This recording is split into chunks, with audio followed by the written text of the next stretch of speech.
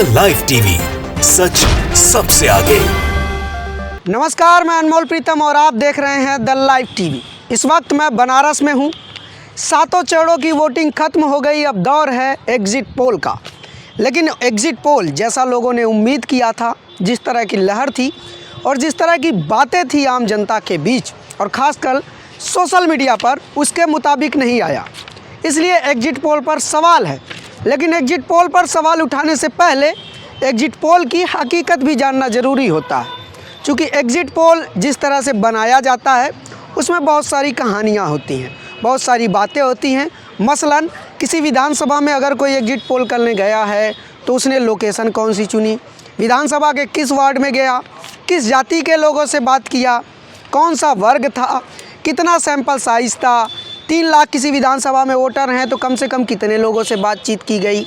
ये सारी चीज़ें हैं जिनके आधार पर हम एग्जिट पोल का अनुमान लगा सकते हैं। लेकिन हमारे सामने आंकड़ा तो है नहीं किस एग्जिट पोल ने कितने लोगों से बातचीत करके एग्जिट पोल दिया है। लेकिन फिर भी हम आपको अपना व्यक्तिगत अनुभव बताएंगे, अनुमान बताएंगे कि हमने जो यूपी चुनाव का दौरा किया है, सभी चरणों में गए, गांव-गांव, गलियों-गलियों घूमे, चौराहे से लेकर हर जाति हर वर्ग तक पहुंच बनाई। उससे हमारा क्या अनुमान है, हमारा क्या रिज़ल्ट है और क्या हमारा एग्जिट पोल है, ये हम आपको बताएंगे। हालांकि हमने कोई सर्वे नहीं किया, ये एक अनुमान है, हमारा अनुभव है। और हमारे टीम के बाकी लोग जहाँ जहाँ घूमे और जिस तरह से पत्रकार मिले, पत्रकारों से बातचीत में क्या बातें हुई, वो सब हम आपको बताएंगे। लेकिन उससे पहले थोड़ा सा जान लेते हैं जो एग्जिट पोल दिखाया जा रहा है वो क्यों दिखाया जा रहा है और क्यों जनता और पब्लिक जैसा सोचती थी उससे अलग है, उसके अनुमान के एकदम विपरीत है, एकदम उलट है। तो सबसे पहले जान लेते हैं कि किसने कितना दिया है। स्क्रीनशॉट चल रहा है, आप देख सकते हैं कि किसने कितना दिया है। ये सारे डेटा पढ़ना समय को बर्बाद करना होगा, इसलिए मैं इसका एवरेज आपको बता रहा हूँ कि अगर सभी को, ये दैनिक भास्कर की रिपोर्ट भी है, अगर बगल में आप देख लीजिए, दैनिक भास्कर की रिपोर्ट लगी है, स्क्रीनशॉट इसका लगा है। अगर सभी का एवरेज निकाला जाए तो 252 सीटें बीजेपी की आ रही हैं, सपा की 142 आ रही हैं और बीएसपी की 15 आ रही हैं। अब ये है अनुमान, यानी कि भाजपा की पूर्ण बहुमत की सरकार आ रही है सभी एग्जिट पोल के अनुसार। अब इसमें दूसरा खेल समझिए। दूसरा खेल ये है कि अगर इसमें सबसे हाईएस्ट एग्जिट पोल में देखें कि भाजपा को सबसे हाईएस्ट सीट कितनी दी गई है, तो सबसे हाईएस्ट अगर किसी ने सीट दिया है तो इंडिया टुडे ने दिया है। इंडिया टुडे यानी आज तक का अंग्रेजी वाला, इसने 326 सीटें दी हैं हाईएस्ट भाजपा को। और सबसे कम दिया है TV9 और न्यूज़ एक्स ने 211 सीटें। यानी कि अगर एग्जिट पोल में हम देखें, न्यूनतम जो है तमाम एग्जिट पोल को मिला के बात किया जाए तो 211 भाजपा को मिल रही हैं और हाईएस्ट 326 मिल रही है। यानी कि 115 सीटों का अंतर हाईएस्ट और लोवेस्ट में है भाजपा को मिलने वाली सीटों का। तो ऐसे में सवाल एग्जिट पोल पर ही उठ जाएगा कि भाई गलती 5 + 5 की होती है, 10 सीट की हो सकती है, 15 सीट की हो सकती है। लेकिन 105 सीटों का अंतर आप ही के एग्जिट पोल में दिख रहा है। ये कौन सा सैंपल साइज आप लोगों ने लिया, किस तरह से सर्वे किया कि अलग अलग एग्जिट पोल में अलग अलग बातें आ रही हैं। 2, 4, 5, 10, 15 आसपास का मामला हो तो समझ में आता है। लेकिन अगर 115 सीटों का अंतर आ जाता है हाईएस्ट और लोवेस्ट में, तो फिर ये मेथड पे सवाल उठता है, सैंपल साइज पे सवाल उठता है और पूरे एग्जिट पोल के प्रक्रिया पर सवाल उठता है कि भाई कौन सा मेथड आप लोग अपना रहे हैं। कोई अपना रहा है तो भाजपा को 211 ही आ रहा है और दूसरा वाला अपना रहा है तो 326 आ जा रहा है। तो सब लोग अलग अलग मेथड से क्या कर रहे हैं एग्जिट पोल, यानी कि मेथड भी बताया जाना चाहिए कि कौन कैसे क्या सैंपल साइज ले रहा है, क्या बातचीत हो रही है, किस वर्ग से बातचीत कर रहा है। दूसरी बात है इसमें जो मैं आपको बताना चाह रहा था वो ये कि एग्जिट पोल की सत्यता कितनी है, इसकी गारंटी कितनी है। तो देखिए, अगर आप पुराने एग्जिट पोल को देखें, चाहे वो 2017 के उत्तर प्रदेश का एग्जिट पोल देख ले, तो किसी भी एग्जिट पोल ने भाजपा की 300+ से सीटें नहीं बताई थी, लेकिन उसके आ गई थी। बंगाल में किसी ने टीएमसी के बारे में नहीं बताया था कि ममता बनर्जी फिर से सरकार बना लेंगी, लेकिन सरकार बन गई। दिल्ली में किसी ने नहीं बताया था केजरीवाल का इतना बम्पर बहुमत आएगा, लेकिन केजरीवाल की सरकार बन गई।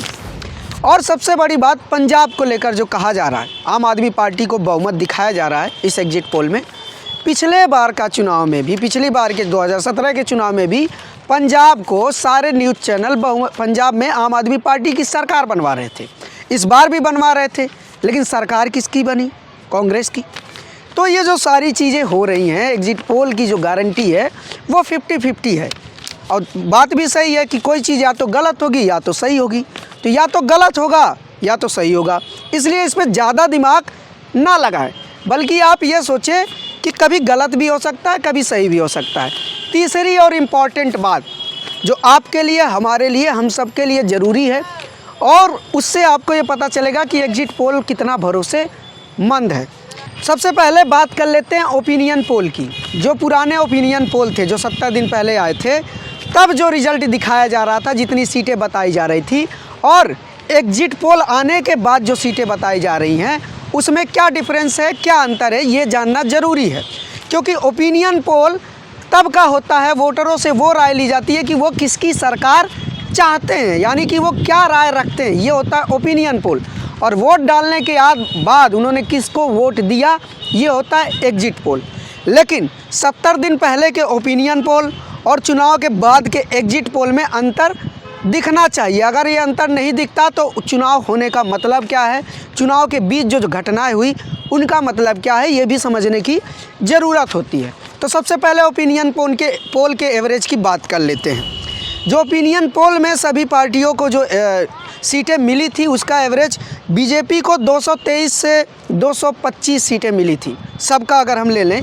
और एबीपी-सी वोटर जिसको कहा जा रहा है कि ये ज़्यादा ऑथेंटिक होता है, उसके बारे में बात कर लेते हैं कि ये कितना ऑथेंटिक है और इसने क्या बदलाव किए हैं।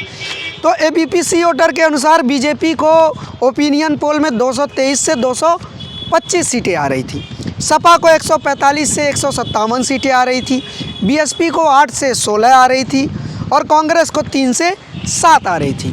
यानी कि आज के 70 दिन पहले का ओपिनियन पोल जनता किसे वोट देने जा रही है। 70 दिन भी, उसके 70 दिन बाद चुनाव हुए, बीच में कई सारी घटनाएं हुई, जैसे कि बीजेपी से उनके कई सारे कैबिनेट मंत्री का छोड़ के जाना, जैसे स्वामी प्रसाद मौर्य, बीच में ओपी राजभर का उग्र हो जाना, उन पे हमला होना, अखिलेश यादव की नई रणनीति, उनकी रैलियों में भीड़ जुटना, स्टूडेंट्स का सपोर्ट में आ जाना, जयंत के साथ गठबंधन, तमाम चीज़ें जो साथ में आई, बीच में हिजाब का मुद्दा चला, ये सारे मुद्दे का जैसे कोई फ़र्क ना पड़ा हो।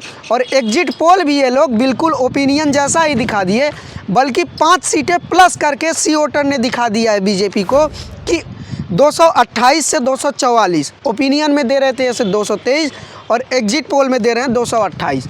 यानी कि इस बीच जितनी भी बीजेपी विरोधी लहर हुई, जिस तरह से अखिलेश यादव की रैली में भीड़ उमड़ी, जिस तरह से नेता बीजेपी छोड़कर सपा की तरफ गए, उनसे कोई बीजेपी को फ़र्क नहीं पड़ा, ऐसा सी वोटर सर्वे इसका एग्जिट पोल कह रहा है। लेकिन हकीकत क्या है, ये हम जानते हैं, आप जानते हैं, इसीलिए विश्वसनीयता पे सवाल है।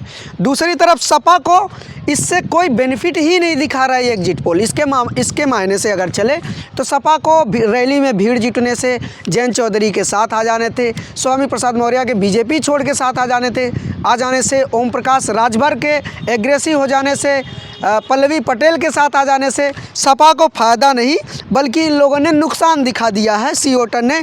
जो सपा पहले 145 पाती थी न्यूनतम, अब वो 132 पा रही है, मैक्सिमम 157 पा रही थी, अब 148 पा रही, यानी कि 13 सीटें कम पा रही है।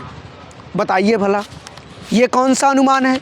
इतना चुनावी लहर बदला, इतनी ज़्यादा भीड़ जुटी, और उसके बाद से इन्होंने पूरा गणित ही बदल दिया। ऐसा लग रहा है कि जो ओपिनियन पोल था उसके बाद से दबाव था कि नहीं, एग्जिट पोल कुछ इसी तरह का रखना है, और उसी में जोड़ तोड़ करके कुछ सीटें प्लस कर दी, कुछ सीटें माइनस कर दी। बीजेपी में +5 करके दे दिया है और सपा में -13 करके दे दिया है। वहीं बीएसपी में +5 कर दिया है, पहले 8 से 16 बता रहे थे, अब 13 से 21 +5 कर दिया है। और कांग्रेस में +1 कर दिया, पहले 3 से 7 बताते थे, अब 4 से 8 बताने लगे।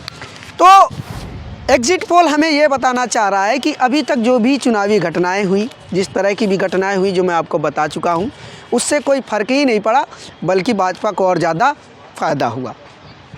एग्जिट पोल तो यही कह रहा है, लेकिन मीडिया ये बात पहली बार तो नहीं कह रही है। मीडिया शुरू से ही बोल रही है, 5 सालों से बोल रही है, चुनाव की शुरुआत में भी बोल रही थी, ओपिनियन पोल में भी बोल रही थी एग्जिट पोल में भी वही भाषा बोल रही है, तो हैरानी वाली बात क्या है इसमें? अगर आप मीडिया के इन आंकड़ों से हैरान होते हैं, आप अचंभे होते हैं, आपका सर दर्द करता है, आप इस पर दिमाग लगा के अपना खून जलाते हैं, तो शायद आप मीडिया को नहीं समझते हैं। कल मैंने बनारस में वोटरों से बात की, मीडिया के एग्जिट पोल पर ही बात की, तो उनका जो रिएक्शन था वो आपने देखा होगा। मैं फिर बता दे रहा हूँ कि उन्होंने कहा था कि एग्जिट पोल नकली है, ये भरोसेमंद नहीं है, क्योंकि जिस तरह से बूथ पे वोट पड़ा है, जिस तरह से एक एक वोटर घर घर जाकर, जिस तरह से बीजेपी विरोधी लहर थी, जिस तरह भ्रष्टाचार के मुद्दे पे वोट पड़ा है, महंगाई केंद्र में थी, बेरोजगारी केंद्र में थी, ये सारे मुद्दों पे वोट पड़ा है, उसके बाद से सिर्फ ये कह देना कि सपा की सीटें घट गई, बीजेपी की बढ़ गई, तो ये कहीं ना कहीं अतिशयोक्ति लगती है। अतिशयोक्ति इसलिए क्योंकि हम भी इस क्षेत्र में चल रहे थे, हमारा भी अंदाज़ था कि मामला मुकाबले का, लड़ाई का होगा, और अगर अंतर आता है, चाहे सपा जीते चाहे बीजेपी जीते, 30-35 सीटों का अंतर आएगा मैक्सिमम। या तो सपा सरकार बना लेगी, जैसा कि उसने पिछले 2 चरणों में वो प्लस में थी, और अगर इधर मेंटेन रहा सपा का तो फिर सपा सरकार बना लेगी। लेकिन इधर तो गड़बड़ चल रहा है, और बीजेपी अगर इधर मेंटेन कर ले गई तो बीजेपी बना लेगी।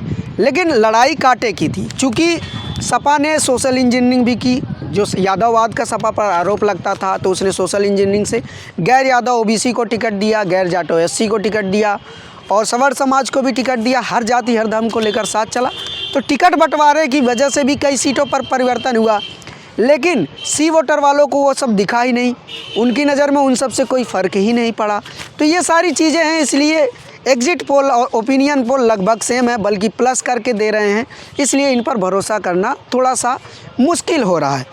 अब आते हैं हमारी बात पर, हमारे अनुभव क्या हैं। हमारे घूमने टहलने, पूरे उत्तर प्रदेश की खाक छंगालने के बाद जो हमारा रिज़ल्ट आया, हमारी टीम से बात करने के बाद, हमारे साथी पत्रकारों से बात करने के बाद जो हमारा रिज़ल्ट आया, वो लगभग अगर मैं बात करूं तो बीजेपी 140 से 160 165 के बीच में रहेगी। मेरा ये डाटा है, एक अनुमान है, ये सर्वे नहीं है, ये अनुमान है, मेरे अनुभव पर आधारित है, अनुमानित है कि बीजेपी 140 से 160 के बीच में रह सकती है, 65 जा सकती है, और एसपी 210 से 215 से, अगर हम कहें एसपी 215 से 245 के बीच में जा सकती है, या 220 से 250 के बीच में जा सकती है। बीएसपी 12 से 28 के बीच में जा सकती है, 25 के बीच में जा सकती है, एग्जैक्ट बोलना सही नहीं होगा, 15 से 25 या 26-27 के बीच में जा सकती है। कांग्रेस के बारे में 8 से 14 सीटें, मेरा ये मानना है। हालांकि कुछ इसी तरह का जो सोशल मीडिया के पत्रकारों का समूह है, डीवी लाइव पे भी कुछ इसी तरह का सर्वे आया, उन्होंने भी एक डेटा दिया है, वो भी मैं आपको बता देना चाहता हूँ। डीवी लाइव के अनुसार बीजेपी को 134 से 150 मिल रही हैं, सपा को 228 से 244 मिल रही हैं, बीएसपी को 10 से 27 मिल रही है, और कांग्रेस को 10 से 24 के बीच में मिल रही है, 24 है या 14 है। तो ये सारी चीज़ें हैं। हमारा अनुमान क्या था वो हमने आपको बताया, और एग्जिट पोल के ज़रिए क्या खेल हो रहा है ये भी हमने आपको बताया। समाजवादी पार्टी के सुप्रीमो अखिलेश यादव ने कहा है कि सपा की सरकार आ रही है, एग्जिट पोल भ्रामक हैं, ईवीएम की सुरक्षा में डटे रहें, स्ट्रांग रूम के सामने लगातार पहरेदारी करते रहें। बहुत सारे लोग कह रहे हैं कि एग्जिट पोल भ्रामक है। मुझे तो सिर्फ इसलिए भ्रामक लगता है क्योंकि जो इन्होंने ओपिनियन पोल में दिखाया था वही एग्जिट पोल में भी दिखा रहे हैं, और बल्कि सीटें प्लस करके दिखा रहे हैं, +5 सीटें कर दिया इन्होंने बीजेपी का। और जो इस बीच घटनाक्रम हुए, चाहे वो जयंत चौधरी का साथ आना हो, चाहे सपा का गैर ओबीसी को टिकट देना हो, हिजाब का मुद्दा हो, महंगाई बेरोज़गारी का मुद्दा हो, बीजेपी विरोधी लहर हो, इन सारी चीज़ों का, अमित शाह का बीच में 12th के बाद इंटर करने वाले बयान, कानपुर की रैली फ्लॉप हो जाना, बहुत सारी चीज़ें हैं जिन पे हम बात कर सकते हैं। मीडिया दिखा रही है जैसे इन सब का फ़ायदा नहीं, घाटा नहीं, बल्कि बीजेपी को और फ़ायदा होता हुआ दिखा रहा है एग्जिट पोल। लेकिन सच क्या है वो हमने अपने अनुमान से आपको बताया है, लेकिन हमारा अनुमान कितना सही है और गोदी मीडिया कितना सही है ये भी आपको 10 मार्च को ही पता चलेगा। इसीलिए 10 मार्च तक डटे रहिए, देखते रहिए the live TV. Camera person Sanjeet के साथ मैं अनमोल प्रीतम आपके लिए तमाम अपडेट ला रहा था, आगे भी लाता रहूँगा। आप देखते रहिए द लाइव टीवी। शुक्रिया। द लाइव टीवी, सच सबसे आगे।